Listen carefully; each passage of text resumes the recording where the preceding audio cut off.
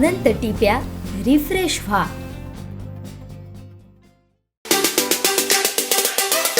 1990 पासून राणेसाहेबांची याच ठिकाणी सभा झाली होती आणि त्या टायमिंगला आम्ही कार्यकर्त्यांनी राणेसाहेबांना शब्द दिला होता की तुम्हाला आम्ही भरघोस मताने निवडून आणू. त्या ठिकाणी मालवण तालुक्याचे सर्व कार्यकर्ते या ठिकाणी उपस्थित होते. आदरणीय राणेसाहेबांना भरघोस निवडून आणण्यासाठी फक्त 18 दिवस त्यांना मुदत होती, परंतु या 18 दिवसाच्या कालावधीमध्ये राणेसाहेबांना या ठिकाणी कणकवली मालवण मतदारसंघ होता आणि या ठिकाणी आम्ही त्यांना भरघोस मताने निवडून आणलं. बरेच वक्ते बोलणारे आहेत, परंतु गेली 10 वर्षामध्ये तुमची जी हालत झाली आहे, ससेउलपट झाली आहे. रस्ते, पाणी, वीज ज्या प्राथमिक गरजा होत्या, तर जेव्हा नारायण साहेब आमदार या मतदारसंघाचे होते त्यावेळेस 2014 पासून जी हालत झाली आहे ती हालत आता आम्ही प्रत्येक गावामध्ये फिरतोय. कालच आम्ही तळगावमध्ये गेलो होतो.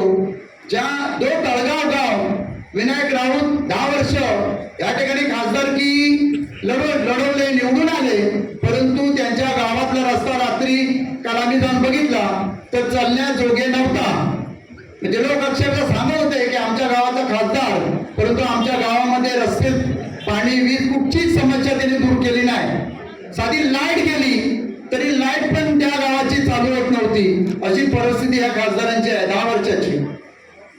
माझं या ठिकाणी एक म्हणणं आहे की आपण निलेश राणेच का गेली 2.5 वर्ष आदरणीय सन्माननीय एकनाथजी शिंदे मुख्यमंत्री, फडणवीस साहेब, पवार साहेब यांचं सरकार या ठिकाणी चालू आहे महाराष्ट्रामध्ये आणि या 2.5 वर्षामध्ये प्रत्येक गावामध्ये किमान एक तरी काम आदरणीय निलेशजी राणेंनी मंजूर करून घेतलाय. एवढा निधी या ठिकाणी आणलाय.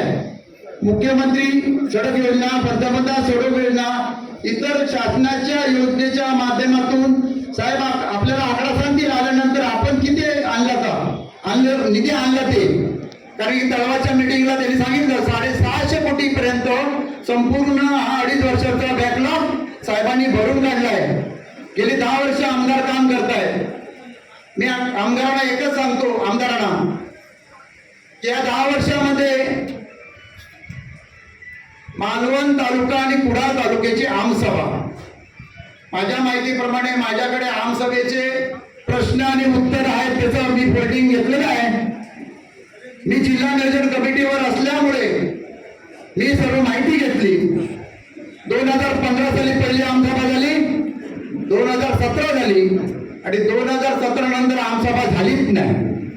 मी असं म्हणतो की 2 वर्ष कोरोना होता, ठीक आहे, परंतु कोरोना झाल्यानंतर जवळजवळ 7 वर्ष त्यांनी आमसभा घेतली नाही.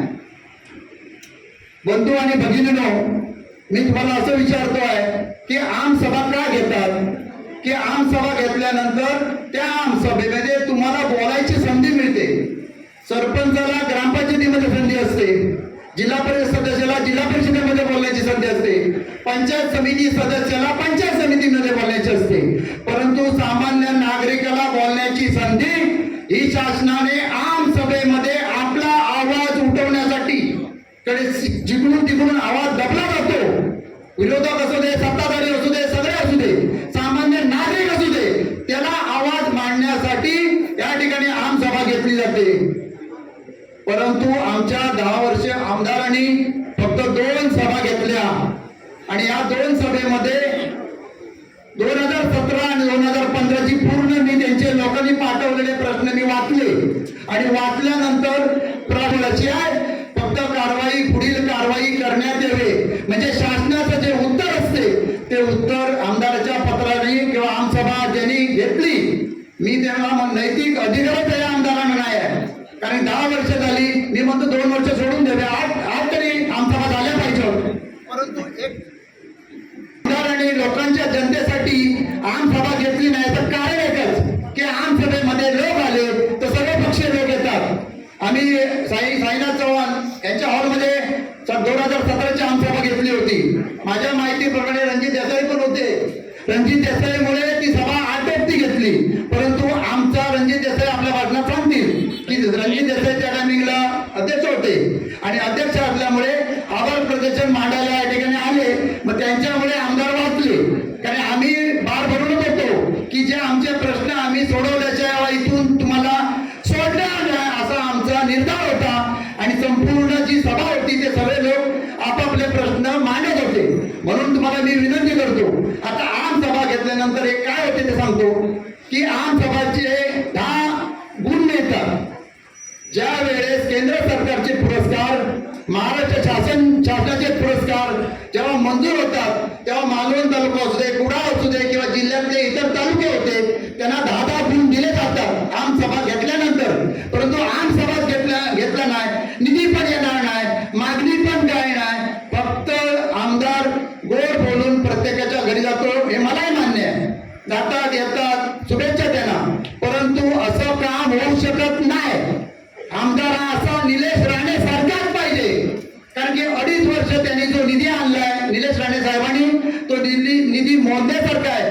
आज प्रत्येक गावामध्ये एक एक काम झालेलं आहे. शासनाच्या लाडकी बहीण योजना असू दे, केंद्र सरकारच्या योजना असू दे, महाराष्ट्र सरकारच्या योजना असू दे, त्या सर्व योजना प्रत्येक ग्रामपंचायती मार्फत